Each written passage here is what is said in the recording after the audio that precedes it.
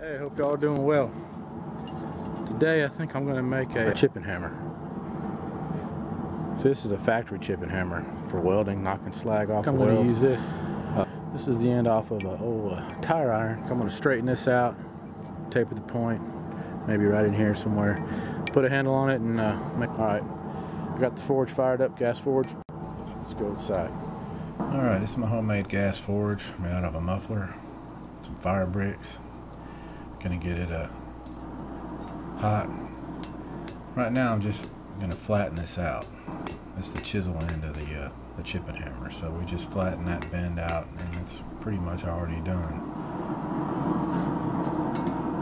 Alright, this is the second taper that I did. The first one I did, I made it a little bit too long. It was about 7 inches. I cut it back to about 5, and here I am just starting my square taper. I'm not in a big hurry when I start these because I want them to be right, but as you get better at them, I mean, I'm still a beginner, so I'm probably going to be a lot slower than some people you see, but you just work at it, rotate it at 90 degrees, and get your taper out to where you want it. I had an idea in mind of how I wanted a pretty much a short taper like that factory chipping hammer. Once you get your square taper where you want it, you can start taking it up to 8 sides and keep knocking the edges down and keep taking the sides up until you eventually get it round. You can see right there that it's starting to look pretty good.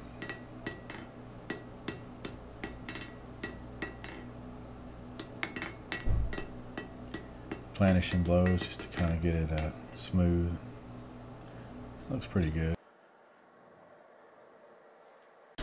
I went ahead and put the chipping point on. Now I guess I could have done the chisel edge too, but I'll do that later on.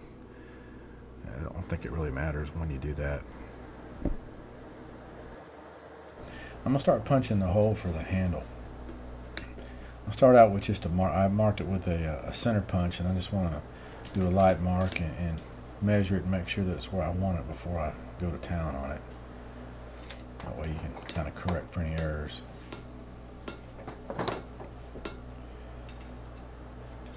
There we go, we're starting to make some progress on the hole. It's good to straighten everything out as you go and make sure you're centered on it. This is a good punch. I got this punch in an iron in the hat at a demo I went to. I got that punch and a chisel. It's probably some of the best tools I got.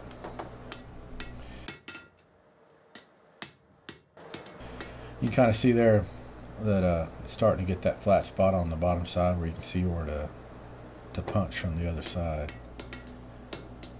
Still got a little bit more punching to do. And of course, always going to drop something hot.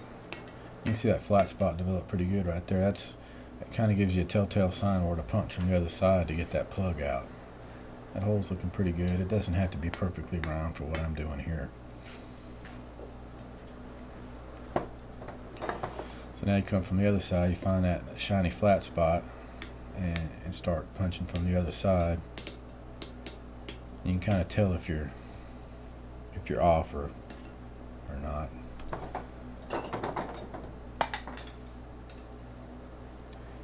Looks like the plug's pretty close to coming out. I was probably a little off, but that's what you're looking for, that plug to come out.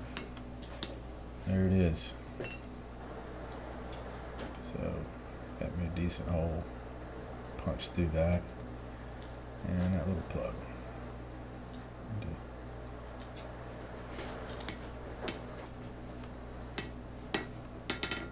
You want to make sure when you straighten this out you don't hit it and cave the hole in like I just almost did right there. I almost screwed up.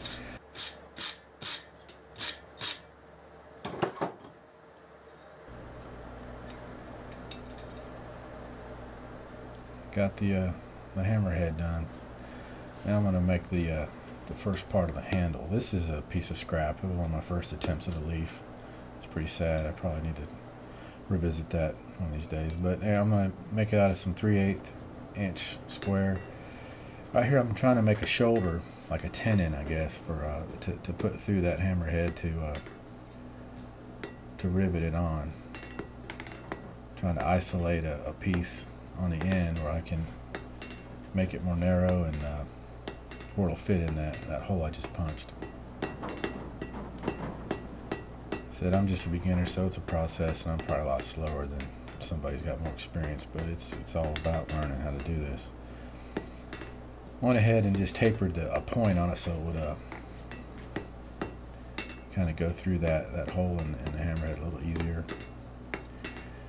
Now I wanted to just knock the edges down of this square stock, just to kind of, so it will be so rough. I don't want to take it to perfectly round, but I didn't want it to be have sharp edges either. So plus I think it makes it look better.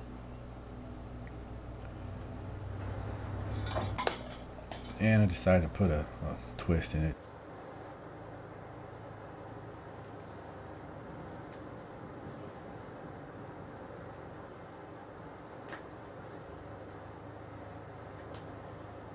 Twists are always fun. Doesn't look too bad. I think that knocking those edges down adds a little bit of a dimension to it. So we're going to attach this to the chipping hammerhead there, using the Pritchel hole.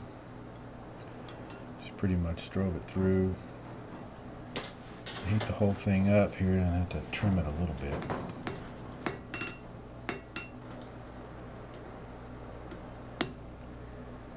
It's a little too much sticking out, so I was still able to hot cut it there with my tire iron hot cutter that I made in one of my previous videos. Works pretty good. I'm going to go ahead and rivet this down onto the hammerhead there. It's pretty solid. In actuality, it has a little bit of a wobble to it. You can kind of feel. I'll probably end up tacking it on or welding on it. Grind that chisel point a little bit, nothing too sharp. And the heat treat. This tire iron steel it's not, I don't think it's mild steel. It seems to take a heat treat well. Just a simple heat treat, so maybe it won't chip or anything if you're tapping on some metal. It's not made for heavy use, but you're going to be tapping on some welds or scratching off slag, so you don't want it to chip or anything. And a quick cleanup. And there it is. For the bottom part of the handle, I'm going to attempt a 8-strand basket twist. I'm going to try to make it and then weld it on. So stay tuned for that. I hope you enjoyed it. Appreciate it. Y'all take it easy.